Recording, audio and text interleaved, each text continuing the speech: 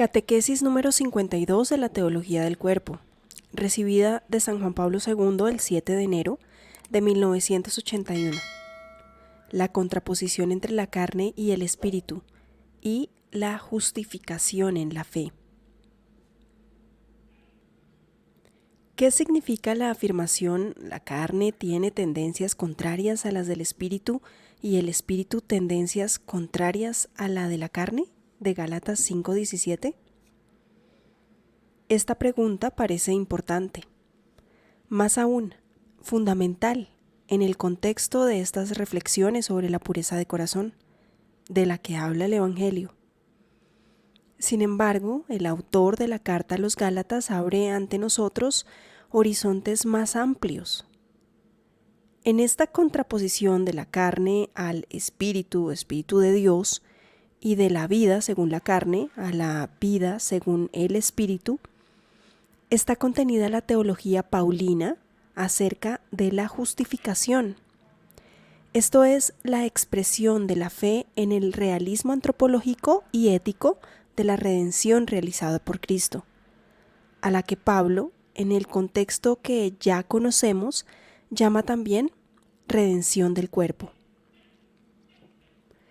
Según la carta a los Romanos, en su capítulo 8, versículo 23, la redención del cuerpo tiene también una dimensión cósmica, que se refiere a toda la creación. Pero en el centro de ella está el hombre constituido en la unidad personal del espíritu y del cuerpo. Y precisamente en este hombre, en su corazón, y consiguientemente en todo su comportamiento, fructifica la redención de Cristo, gracias a esas fuerzas del Espíritu que realizan la justificación. Esto es, hacen realmente que la justicia abunde en el hombre, como se inculca en el Sermón de la Montaña, en Mateo 5:20. Quiere decir que abunde en la medida que Dios mismo ha querido y que Él espera. Resulta significativo que Pablo, al hablar de las obras de la carne en Gálatas 5 del 11 al 21, menciona no solo fornicación, impureza, lascivia, embriaguez, orgías. Por lo tanto, todo lo que, según un modo objetivo de entender, reviste el carácter de los pecados carnales y del placer sexual ligado con la carne, sino que también nombra otros pecados a los que no estaríamos inclinados a atribuir un carácter también carnal y sensual, como la idolatría, la hechicería, los odios, las discordias, los celos, las iras, las rencillas, las disensiones, las divisiones y las envidias. Gálatas 5, 20, 21. De acuerdo con nuestras categorías antropológicas y éticas, nos sentiríamos propensos, más bien, a llamar a todas las obras enunciadas aquí pecados del espíritu humano, antes que pecados de la carne. No sin motivo habremos podido entrever en ellas más bien los efectos de la concupiscencia de los ojos o de la soberbia de la vida, que no los efectos de la concupiscencia de la carne. Sin embargo, Pablo las califica como obras de la carne. Esto se entiende exclusivamente sobre el fondo de ese significado más amplio, en cierto sentido metonímico, que en las cartas paulinas asume el término carne, contrapuesto no solo y no tanto al espíritu humano, cuanto al Espíritu Santo que actúa en el alma, en el espíritu del hombre. Existe, pues, una significativa analogía entre lo que Pablo define como obras de la carne y las palabras con las que Cristo explica a sus discípulos lo que antes había dicho a los fariseos acerca de la pureza y la impureza ritual. Confrontemos Mateo 15, versículo 2 al 20. Según las palabras de Cristo, la verdadera pureza, como también la impureza, en sentido moral, está en el corazón, y proviene del corazón humano. Se definen como obras impuras en el mismo sentido no solo los adulterios y las fornicaciones.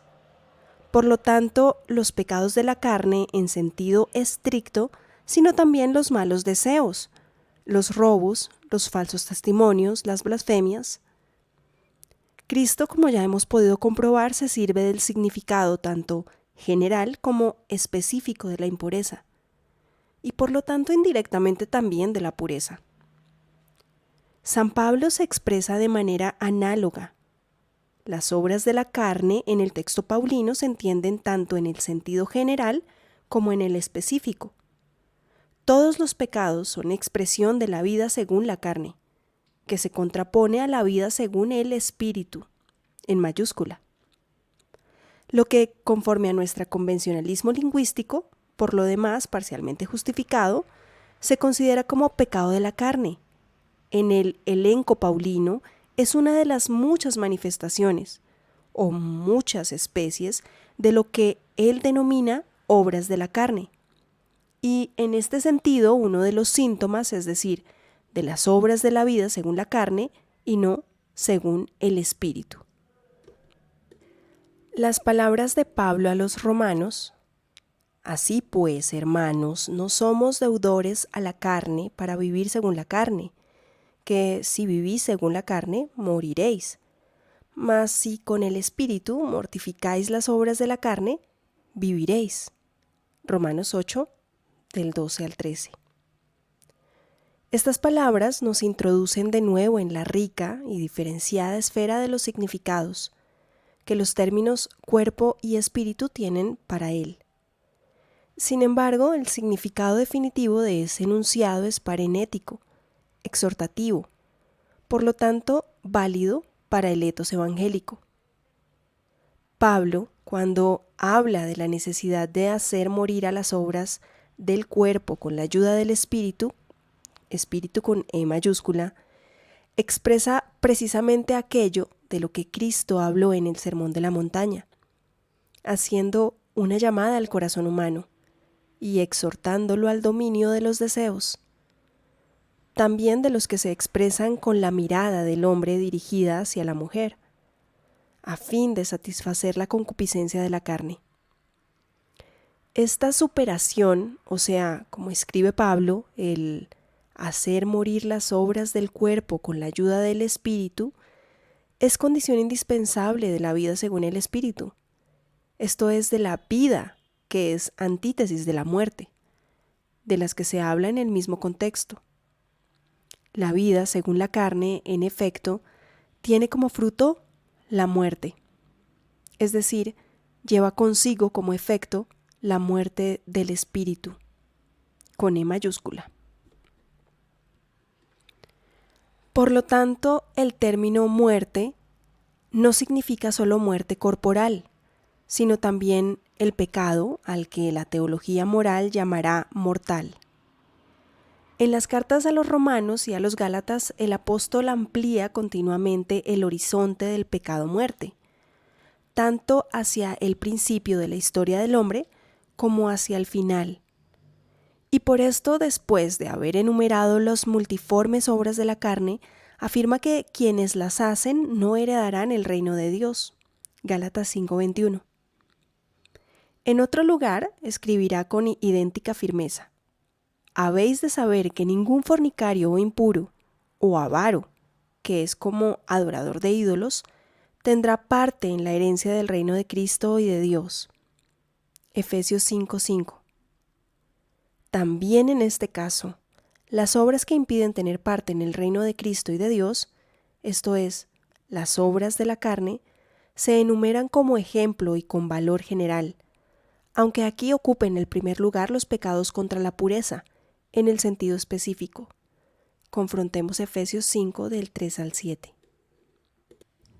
Para completar el cuadro de la contraposición entre el cuerpo y el fruto del espíritu, es necesario observar que en todo lo que es manifestación de la vida y del comportamiento según el espíritu, Pablo ve al mismo tiempo la manifestación de esa libertad con la que Cristo nos ha liberado.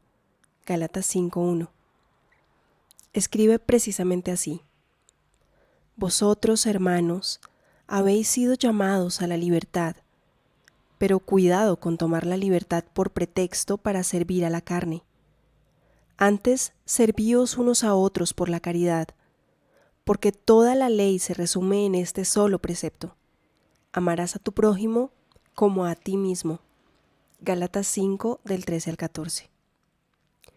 Como ya hemos puesto de relieve anteriormente, la contraposición cuerpo-espíritu, vida según la carne y vida según el espíritu, penetra profundamente toda la doctrina paulina sobre la justificación. El apóstol de las gentes proclama con excepcional fuerza de convicción que la justificación del hombre se realiza en Cristo y por Cristo. El hombre consigue la justificación en la fe actuada por la caridad, Gálatas 5:6, y no solo mediante la observancia de cada una de las prescripciones de la ley veterotestamentaria, en particular de la circuncisión. La justificación pues viene del Espíritu de Dios y no de la carne. Por esto exhorta a los destinatarios de su carta a liberarse de la errónea concepción carnal de la justificación, para seguir la verdadera, esto es, la espiritual. En este sentido los exhorta a considerarse libres de la ley y aún más, a ser libres con la libertad por la cual Cristo nos ha hecho libres. Así pues, siguiendo el pensamiento del apóstol, nos conviene considerar y sobre todo realizar la pureza evangélica o la pureza de corazón, según la medida de esa libertad con la que Cristo nos ha hecho libres. Hasta aquí la catequesis número 52 de la Teología del Cuerpo, recibida por San Juan Pablo II el 7 de enero de 1981 y titulada La pureza del corazón o la contraposición entre la carne y el espíritu y la justificación en la fe.